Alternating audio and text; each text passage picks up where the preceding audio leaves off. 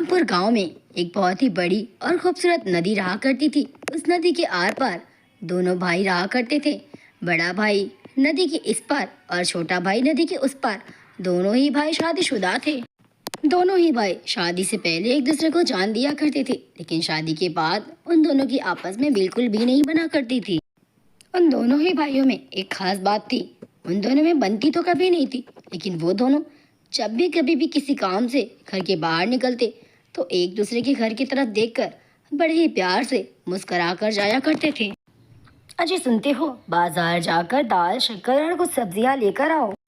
और हाँ, इस बार जाते वक्त अपने भाई के घर की तरफ देखकर मुस्कुराने की कोई ज़रूरत नहीं है आपको। अजी सुनते हैं, आज ऐसा करिए, आप जाकर पनीर लेकर आइए। मैं पनीर बना लेती हूँ, आज खाने में मज़ा ही आ जाएगा। और याद रखना, आप इस बार हर बार की तरह अपने भाई के घर की ओर देखकर मुस्कुराकर मत जाना। दोनों ही पत्नियों को मना करने के बाद भी दोनों ही पति अपने भाई की ओर देखकर मुस्कुराते ज़रूर हैं। और इस बार दोनों ही भाइयों की एक दूसरे से नज़र मिल जाती है और दोनों एक दूसरे को बहुत ही प्यार भरी नज़रों से देखकर वहाँ से गुजर जाती हैं बिना कुछ कहे।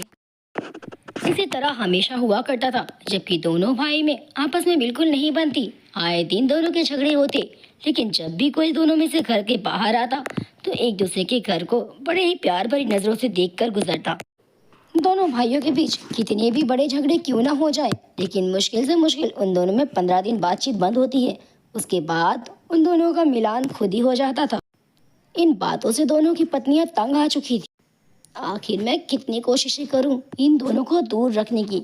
ना जाने कैसे कितनी भी बड़ी झगड़े क्यों ना हो जाए इन दोनों के, लेकिन ये दोनों है कि एक दूसरे से दूर होते ही नहीं है। हर 15 दिन में दोनों एक दूसरे के लिए जान देने को तैयार हो जाते हैं। उधर मुकेश की भी पत्नी इसी बात को लेकर परेशान थी।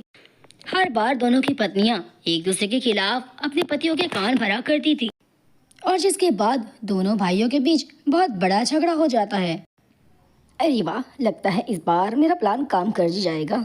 शायद इस बार इन दोनों की बातचीत हमेशा के लिए बंद हो जाएगी। दोनों की पत्नियों को लगता है कि अब इन दोनों में बातचीत कभी भी नहीं हो पाएगी, लेकिन हर बार की तरह इस बार भी दोनों में से जब भी कोई घर से बाहर आता एक दूसरे के घर की तरफ देखकर बहुत ही प्यार भरी नजरों से मुस्कुराकर वहां से चला जाया करता था।